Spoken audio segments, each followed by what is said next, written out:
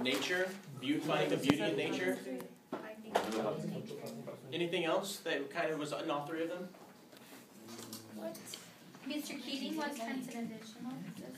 Mr. Keating, we related to Emerson, right? Yeah. Who, Anilo? Mr. Keating. Oh, that's funny. Remember one of the big famous quotes out of Thoreau? Something of government. Something of life. Finally. What? Yeah. Thoreau said something about life. I didn't know it was his. I thought that was Emerson. No. What? That's how It's not important who said. That's how we say it, not how we say it. Yeah, if it's something like that, I don't know. If you can, it's better if you have the author and the name. But if you're in doubt, then just. It's No, I don't want to see this. I was in the dentist yesterday. This is evidence. And so, Don't get nervous. if you don't,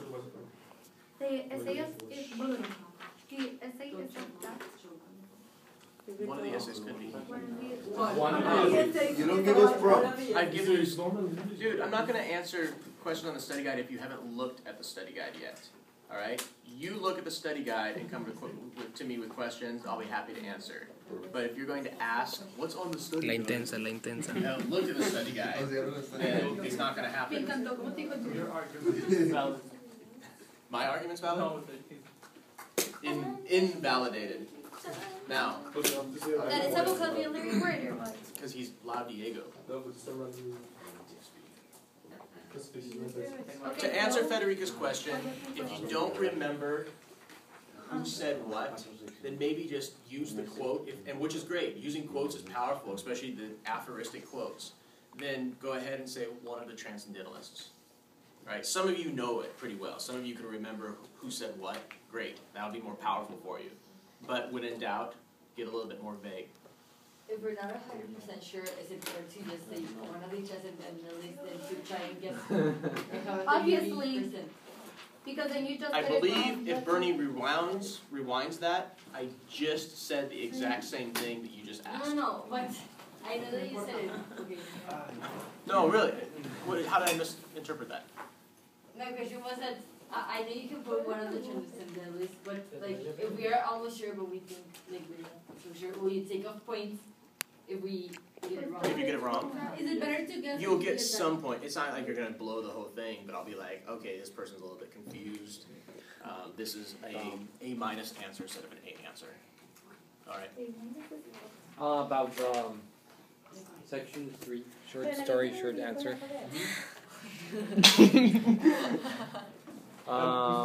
It's all about this. About what? What type of answers? Como si Transcendental. fuera que un show. You will read a short excerpt relating to transcendentalism and the works of Henry David Thoreau, studied in class. Aha. You So will that then that respond. specifies it. It's not just about Emerson or Whitman. Oh, that's right. It's about Thoreau. And what type of questions?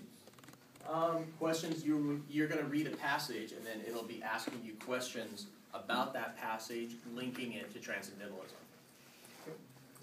And so you will need to know some of the ideas of transcendentalism, in particular Thoreau. So I think maybe Thoreau's a little bit better to explore. So in other words, if you study, like you get 100 on the vocab, and you get 100, let's say you pass. If you get 100 in the exam. I don't know off the top of my head. Thoreau, I think is somebody you guys probably want to explore a little bit more. What else did Thoreau do besides wanting to suck the marrow out of life? I don't know. He encouraged Self-governing. Like Walden. Inspired by Walden. Well, he wrote Walden, so. Yeah. Yes. Carried about. Very much inspired by his experiences at Walden. All right. Yeah. What do you mean that you wrote Walden? Salud. What do you mean he wrote it? He wrote it. But Walden is like a Yeah, but remember the piece that you read? He wrote a book. He called it Walden. You read some of those essays: Solitude, What I Lived, Why I Lived There, all that kind of stuff. Sucking the marrow out of life. That all comes from his work with Walden. Yeah. I mean, I could write a book and call it Monterey. Okay. See what I'm saying? Based on my experiences in Monterey. That's what he did. I can write Do you about it. know the story of the one that jumped off a bridge? No, no, we didn't. I didn't teach that at all. You don't have to worry about Owl Creek Bridge. All right, that won't be on there. And aphorisms? Hold on, Fernando. And Edgar Allan Poe's The Raven. All right, we'll go into Poe next as soon as we just wrap up transcendentalism. Okay, well, I'll jump into that. Aphorisms You need to know what an aphorism is. But that is part of transcendental. Yes. Technically, anything can be aphoristic. I could say something incredibly powerful, and that I write down or say, and it's quoted. People might call it an aphorism. The idea is that Emerson, Thoreau, and Whitman, these two especially, their writings are so filled with aphoristic quotes. They're very quotable, more so than a lot of authors are. That oftentimes aphorisms definitely kind of get linked with these two. All right, so it's not like aphorisms are not unique to these guys, but these guys are filled with aphorisms. Hope that clarifies. All right. Thoreau talks about sucking the marrow out of life, simplicity. This one's important. I spent yesterday talking about civil disobedience. So remembering, taking a look at some of those pieces out of civil disobedience. What was he getting at? What was his argument in civil disobedience? Self-government. Self-government, to self-govern oneself. Anything else? And to not support corrupt governments. Right. It's the duty to not support.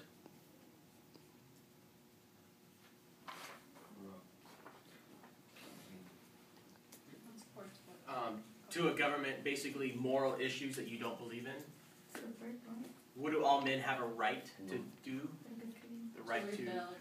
Yeah, all humans have the right to rebel or to revolution. That's huge. So remember, Thoreau is a bit like Emerson. Walden's very much about nature, independence, all that kind of stuff. But civil disobedience takes that further. What do you do with your independent thinking? This is what you can do with it. And you can take down a government or stop policies that you don't agree with. That's kind of where a lot of that goes from. In a civilized way. Yes, and that's the distinction. In a civilized way that is powerful, not violence. Oh, which ones of the three came first? Like Emerson. Emerson was Thoreau's mentor. If Thoreau was in his 20s, maybe early 30s, while Emerson was probably about 15 years older than him, Emerson had already been writing and was getting well known when Thoreau stumbled upon him and was like, wow, this guy's amazing. And he was very influenced by him. Whitman is doing his own thing. Whitman did meet Emerson, actually. Whitman sent Leaves of Grass to Emerson, because Emerson was well known at this point as an intellectual in the U.S. He was somebody who was influential.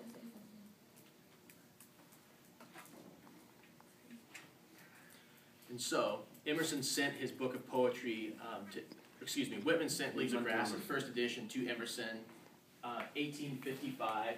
Emerson's writing in the 30s and 40s. And so Emerson's like, wow, I congratulate you on the beginning of a new career. He actually wrote that back to him. So that was kind of inspirational, I think, for Whitman to have this intellectual powerhouse say, wow, your poetry's amazing. And that helped legitimize Whitman's radical free verse that nobody really had experienced before. And so that was helpful. And remember with Whitman, what some of the big themes besides nature in his poetry? Cycle of life. Imagination. What's that? What else? imagination. Imagination, huge. Religion, no. Science and religion definitely make appearances in both, very much so on some levels.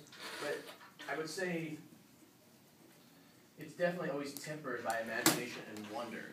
You know, just this ability to really think about issues and not go too far on one side or the other. And also, balance, and at the same time, sort of the opposite, contradictions. How does Emerson feel about contradictions in life? He loved them. He liked them. And remember, even to an extent, Emerson's like this too. In Self-Reliance, he says, you know, speak one day what you have to say, speak the next day whatever's on your mind. Don't worry necessarily about contradicting yourself. Follow what you think and what you believe, even if it leads you, to conclusions that are opposite of what you felt. So, and that's the idea, is follow the trail wherever it leads, even if it seems contradictory. We're gonna miss you. We're going to be here next semester. It is kind of sad though, because 3 weeks. we're halfway through our time. That's not fast. All right, are we okay on transcendentalism? Yeah. What about Poe? All right, let's talk about Poe. Oh, Edgar Allan. Edgar Allan Poe. 25. All right, Was that like that? Yes, leap year. Yes, leap year next year. Federico, why are you talking? Oh my god. Your voice So is sorry. just annoying. I can be yours far is harsher. not. Oh yeah. Federica, Poe very is nice titled to you. in American Romantic Literature. Mister, what about the themes for the essay? It says that 3 out of the possible 4 from the study guide are on the actual exam. It's true. Only 3 of them are on the final. So you're gonna You choose know what? any. And it's Prepare not for- that one. ¿Qué más? So you got 75% chance of Prepare for one, two. and hope that that's the one on the test. Prepare. Well, where are the? Sure. Would like No, very but hard the questions. Where are I don't know. the What, choices? try to get into my Abajo. mind. How am I going to try to trick you guys? Esas 4 preguntas. It's pretty obvious to me. Like, can we give it through? Todas las 4. Can't hear. Las 4 que están ahí. Las 4 son las opciones. Sí. Like, there's 3 options for here. I can You're gonna stand put 3 on the the test, or you're gonna give us 1.